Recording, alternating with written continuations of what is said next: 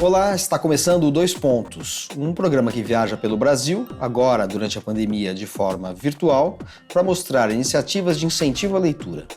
Hoje vamos conhecer dois projetos que utilizam plataformas digitais. E começamos com o podcast O Prazer de Ler, criado por Oscar Garcia, nosso primeiro entrevistado. Oi, Oscar, tudo bem? É um prazer ter você aqui no Dois Pontos e eu queria já começar perguntando o que é o podcast O Prazer de Ler. Sou bibliotecário já há 20 anos e trabalho em biblioteca escolar já há 12 anos. Eu tive a ideia do podcast no período da pandemia.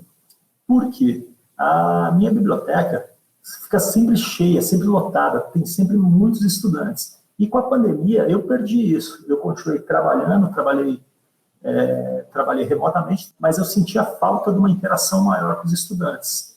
E aí eu resolvi criar o podcast Prazer de Ler. Comecei sem muita pretensão. O primeiro episódio 0, foi uma história infantil do André Neves chamada Lino. E tomei gosto. E aí eu tive essa ideia de ter o autor junto. Isso virou a marca registrada do podcast. Então o podcast eu conto histórias e aí tem a participação do autor. Eu procuro no podcast ter um pouco de tudo. Eu quero ter todo tipo de literatura. Então a gente tem literatura infantil, aí depois tem terror, tem poesia, tem crônica, tem literatura folclórica. E sobre autores estrangeiros eu estou negociando, estou praticamente fechado com alguns autores africanos de língua portuguesa. E a ideia é continuar firme e forte aí por muito tempo. História de hoje. A eleição da criançada, de Pedro Bandeira. Aqui é o Pedro Bandeira. Eu queria que vocês me ouvissem um pouco para falar sobre meu livro A Eleição da Criançada, que será lido pelo amigo Oscar Garcia.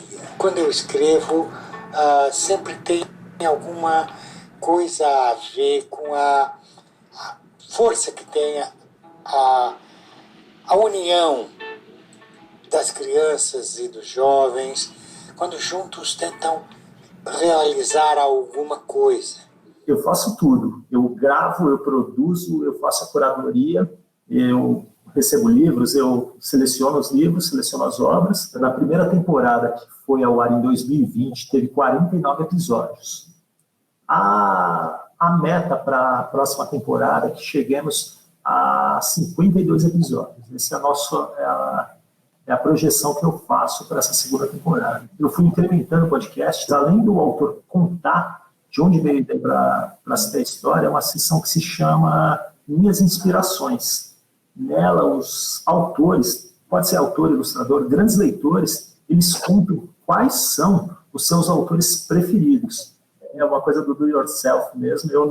Eu gravo num celular antigo, celular velho, edito no notebook velhinho também, e é difícil, a gente faz em casa e às vezes você está no fim de um trecho de gravação, cachorro late, vizinho grita, toca a campainha, então é complicado. Às vezes o podcast eu acabo tendo aqui um trecho de, 2 minutos, eu gravo às vezes 10, 12 vezes, porque acontece algum intercurso. Oscar, você estava falando de ruído, né? Não é só aí, não. Aqui também, na hora que a gente está gravando, a gente às vezes tem que fechar o áudio porque começa a vazar som do amolador de faca, vendedor de ovos. Agora mesmo está passando um cara com megafone aqui e ainda tem uma participação canina também aqui. O papai vai gravar o podcast agora, o papai precisa de silêncio, tá bom, minha gata? Dá um beijo, um abraço. Bom dia, se você ouve este podcast de dia. Boa tarde, se você ouve este podcast de tarde. Boa noite, se você está ouvindo este podcast de noite. E boa sorte, se você ouve esse podcast de madrugada. Independentemente da pandemia, os podcasts passaram a ter um sucesso muito grande, né, em jornalismo, com vários temas, colunistas de televisão fazendo podcasts. A que você atribui o sucesso do podcast? No momento em que a gente vive, vamos dizer assim, o auge da cultura visual. Por que o podcast tem tanta repercussão? É a facilidade, né, de você, às vezes você está no carro, você está no trânsito, você está ouvindo o podcast. Eu acho que o podcast faz meio que um pouco do que o rádio fazia antigamente.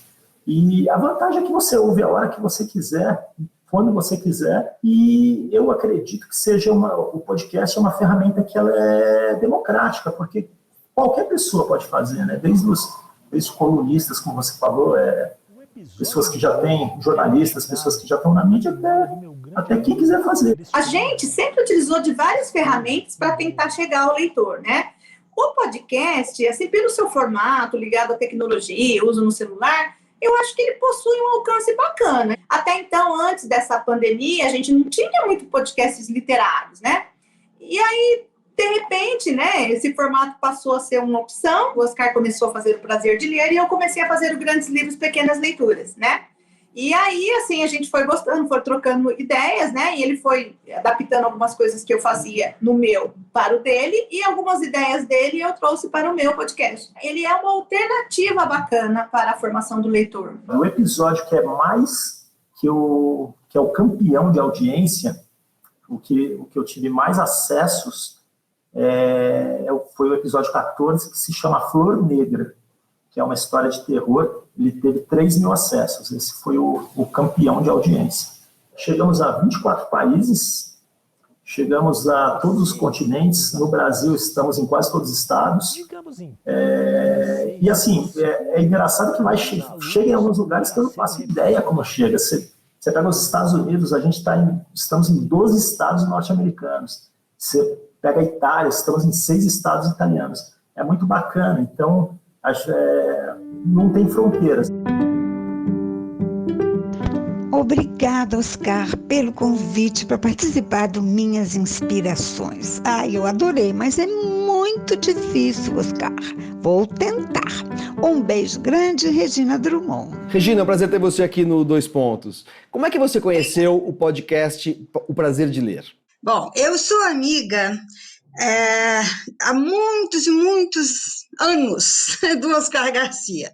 Ele é bibliotecário, eu sou autora, já fui várias vezes na biblioteca dele, e então, quando ele fez, claro, o primeiro podcast, ele mandou para mim. E eu gostei muito, e ele sempre pergunta a minha opinião. Logo no comecinho, ele já perguntou se eu queria que eu contasse uma história minha. Eu, obviamente, adorei. E aí ele contou uma história, e aí ele foi incrementando, ele começou a dedicar os podcasts, aí, claro, me dedicou um, aí depois veio outra história minha. Agora, na temporada 2, ele pede sugestões de livros. Eu quis dar umas 3 ou 4, não consegui. Falei, Oscar, olha, mando 10, você escolhe. E ele gostou, ele achou engraçado também. E pôs as 10. E assim foi crescendo a nossa parceria no podcast. E eu ouço com muito carinho. Isso enriquece o vocabulário, a imaginação, a fantasia da criança. Eles vão contar coisas que normalmente não contariam quando se identificam ou não com o personagem. Na escola e nas aulas presenciais, as crianças liam para mim. E na aula online não dá tempo de todo mundo ler, né? Às vezes tem interferência, tem uns que se sentem envergonhados. Então, a gente também adotou essa postura deles gravarem podcast de algumas leituras que eu seleciono para eles. E elas gravam e compartilham comigo, compartilham com o Oscar, compartilham com os colegas. Então, é um incentivo e tanto, assim. Você tem 2 filhas, né? Tenho, a Luísa e a Laura. Elas chegam a ouvir também, junto com você? Sim, sempre. A Luísa tem 9 anos, então ela já tem mais autonomia, né? Ela mesma já vê as histórias que ela quer escutar, ela mesma compartilha, manda para os colegas da escola que ela estuda, então ela já tem uma autonomia maior. A Laura é bebê, ela tem 1 ano, muitas vezes à noite, na hora de dormir, eu coloco histórias, tem algumas preferidas dela, né? E quando começa o barulhinho da introdução do podcast, ela já sabe o que vem por ali. Você vai rir muito quando eu te contar a origem desse conto A Mãe do Juiz, porque, na verdade, ele é um negócio, assim, meio estrambólico mesmo, viu? Esse conto, né, que eu acho muito engraçado, que é de humor. Eu só não faço mais humor, porque o humor dá um trabalho danado. Fazer rir é mais difícil que fazer chorar. Chorar é fácil. O Prazer de Ler surgiu durante a pandemia por uma iniciativa pessoal, um empenho pessoal seu, de pessoas próximas a você. Mas como é que você pensa no período pós-pandemia em dar continuidade a esse projeto, em termos de sustentabilidade mesmo? Eu quero continuar o podcast porque, como eu falei, eu comecei sem pretensão nenhuma.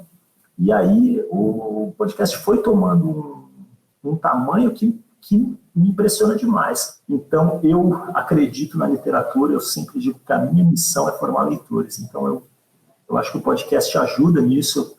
Eu recebo muitos feedbacks positivos. Tem um estudante que está no ensino médio, ele deve ter por volta de 15, 16 anos, e ele dizia que não gostava de ler, que não queria ler, não gostava, enfim.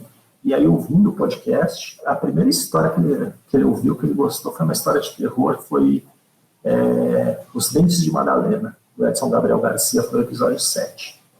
E aí, no meio da pandemia, eu fazia um drive-in de livros, e aí ele levou o livro para casa, ele leu o livro inteiro, e depois ele me contou que o pai não lia, não gostava de ler, ele leu o livro e o pai leu o livro também. Então isso eu acho que é uma história muito bacana, que me tocou, que é tocante. E uma coisa que é muito interessante, Manuel, é que os livros que eu leio no podcast são os mais emprestados na biblioteca, eles não param. Eu tenho algumas parcerias, tem algumas editoras que me enviam livros, que sugerem autores, mas estamos abertos a parcerias.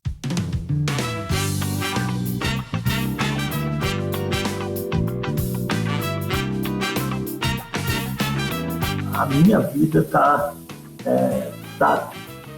entrelaçada com livro, com leitura, com literatura. Eu realmente acredito mesmo no poder da leitura, no poder transformador da leitura, da literatura. Eu acho que tem que chegar para todos, tem que chegar em todos os cantos. Isso é o que muda realmente o país, é o que muda um povo, é a leitura, é o conhecimento.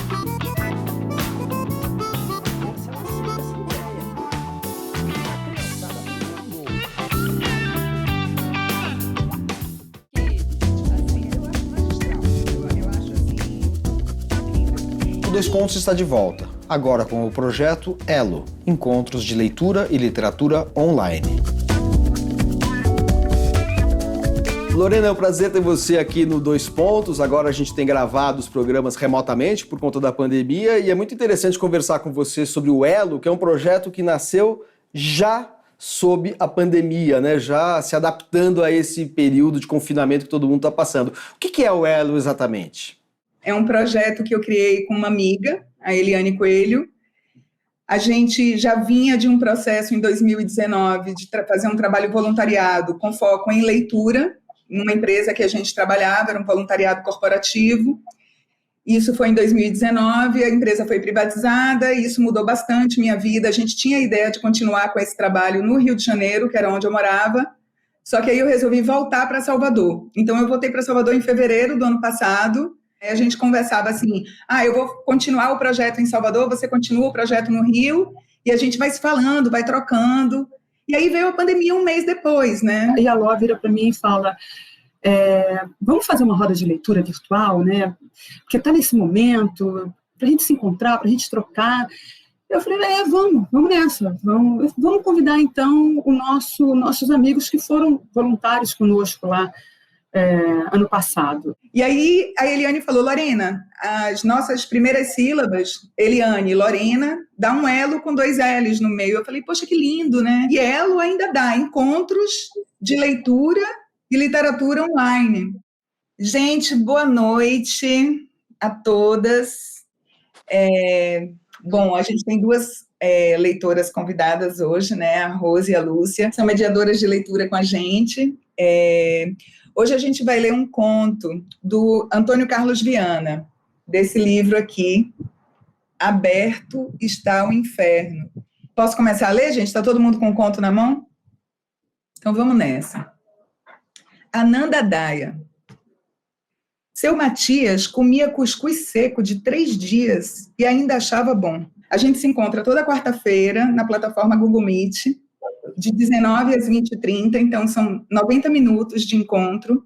Eu e Eliane, a gente tem uma prática, a gente se reúne 2 vezes antes de cada encontro, a gente tem a curadoria dos textos, são sempre obras curtas, obras que a gente demora 10 minutos na introdução e 20 minutos na leitura e no comentário da obra, então a gente consome 30 minutos apresentando para a roda o autor, o livro, o contexto histórico e a leitura integral do conto, pode ser uma crônica também, e aí a gente tem 1 hora de roda.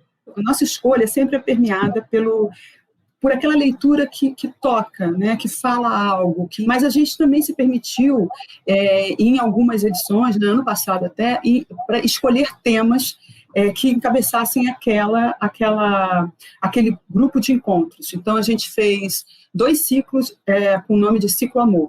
Né? Fizemos 3 edições, foram 20 encontros em 2020, e agora, em 2021, a gente faz um formato de 12. Quando eu e Lili a gente escolhe pelo prazer que a gente tem de ler, né? Aqui é um reencontro com prazer, aqui é um reencontro com o olhar da criança que o próprio autor, o Antônio Carlos Viana, fala, que a gente tem que ler assim. Não é para ler com regra, não é para ler com métrica, não é para ler para fazer resumo, é ler para degustar. Na escolha dos livros, a pandemia teve alguma influência? Você chegou a escolher algum texto que dissesse respeito a essa situação que a gente vem vivendo? Indiretamente sim, porque como o critério é o prazer da leitura, e eu sou também produto do meio, né? A gente está vivendo nesse momento de isolamento, muita introspecção, um mergulho na subjetividade, acaba que os textos trazem um pouco disso, né? Eu, por exemplo, eu percebi nesse começo do elo do primeiro trimestre, que eu estava levando muito texto sobre desigualdade social, mas é porque eu acho que eu estou sendo tão afetada assim, pela situação que está acontecendo no Brasil, que o meu olhar para os textos, eu busco resposta para isso, assim, né?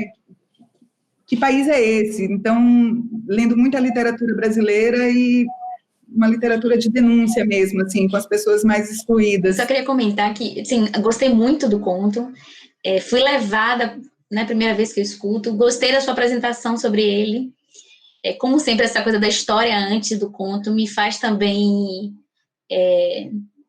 gostar mais do conto, porque parece que eu fico íntima da pessoa que está a escrever o conto, enfim. Eu sou professora e de língua portuguesa, eu sempre amei ler. Eu fazia isso não só por necessidade, mas principalmente pelo prazer. A leitura faz com que a gente abandone um lugar de conforto, né? Para viajar em novas estradas, descobrir diversas possibilidades dentro da gente, no nosso interior. Assim a gente fica vacinado, olha que termo bonito, né? Para receber de qualquer forma opiniões de diversas fontes, escutando, analisando, digerindo, para depois transformar essas opiniões em nossas próprias opiniões.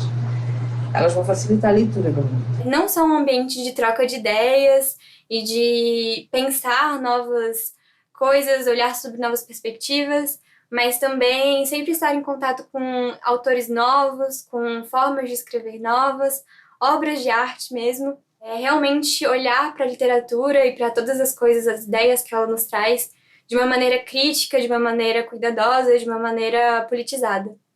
Como disse uma amiga, ler é sempre bom, mas ler com os outros é muito melhor. Até o momento eu já participei de cerca de 25 encontros do Elo.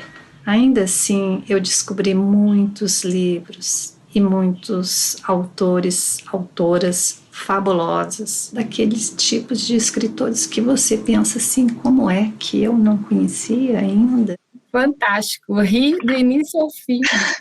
E quando ele também está ali, né, no banheiro, antes dela entrar, que ele fala, nossa, o que um homem não faz, né, não sei o quê, ele ainda está sentindo aquela culpa que ele sentia em relação a Neuzinha. Inicialmente, lá quando a gente começou com o primeiro primeira edição, né, do Elo, a gente tinha em torno de 15, 17 pessoas juntos. E aí as pessoas também, quando iam chamando seus amigos, né? Então a gente foi meio que criando uma rede. Agora a gente abriu uma nova janela, né, que é o Elo Convida, que é uma roda pública.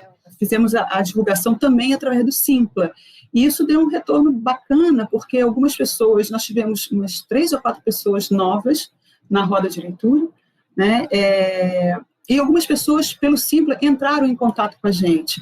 Então, assim, eu acho que a gente vai, aos poucos, conseguindo abrir mais essa rede, alargando esses contatos. Tem uma coisa muito legal da minha experiência como leitora, que eu não sei se com vocês é assim, que é assim, cada conto ou me pega ou não me pega.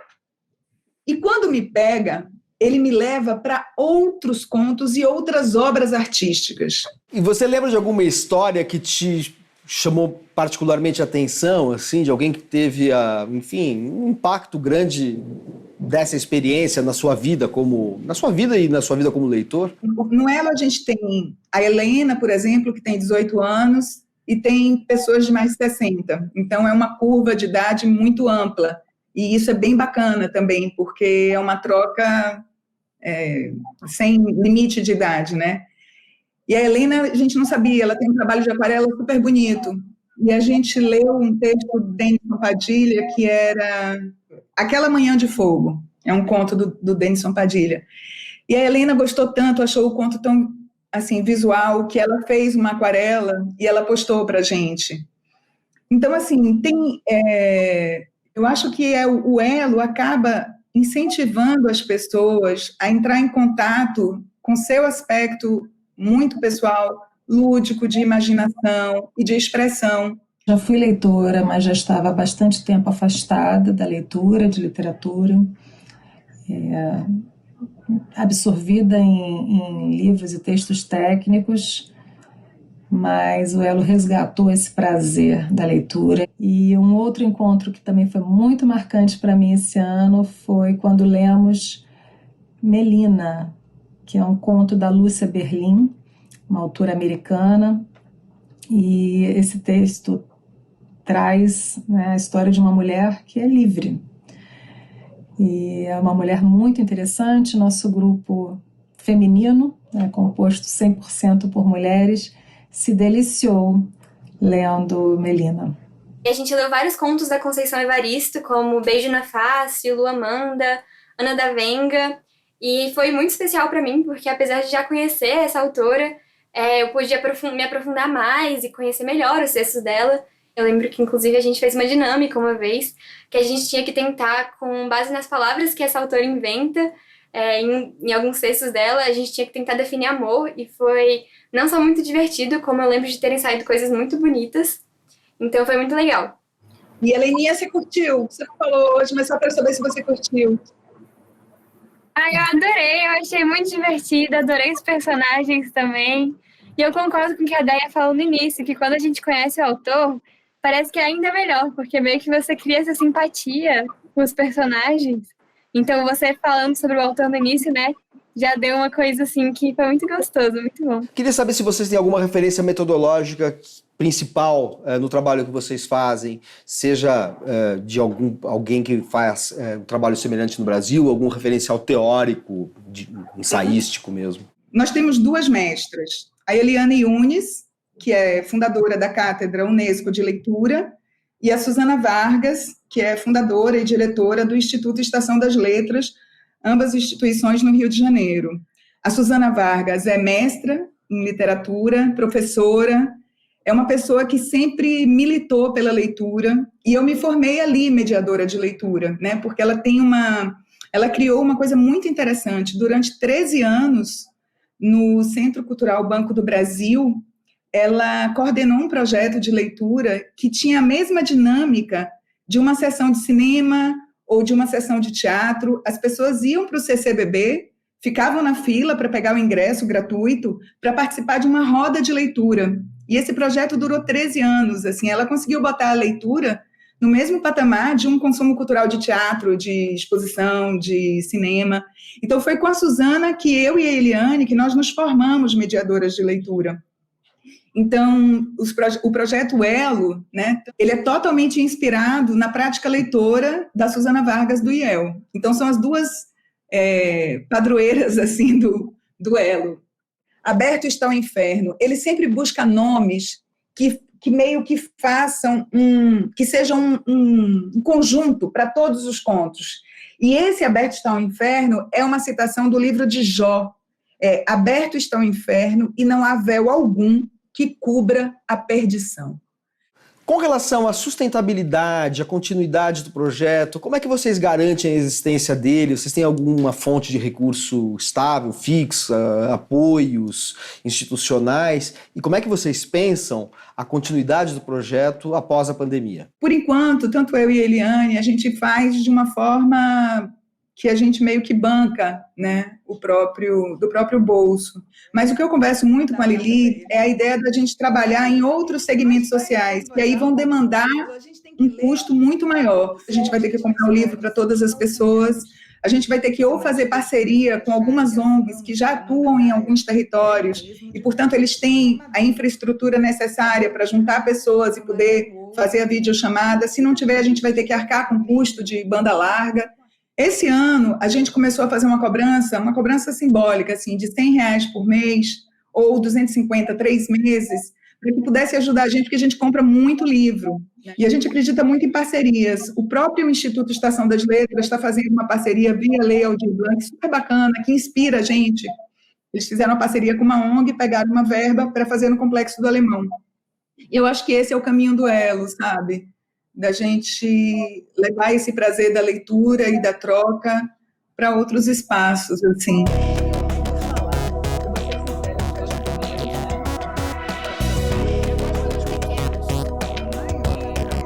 O livro e a leitura, para mim, é uma grande viagem, em que eu compreenda muita coisa, com que o meu olhar fique cada vez maior. A literatura, para mim, é um refúgio de vida.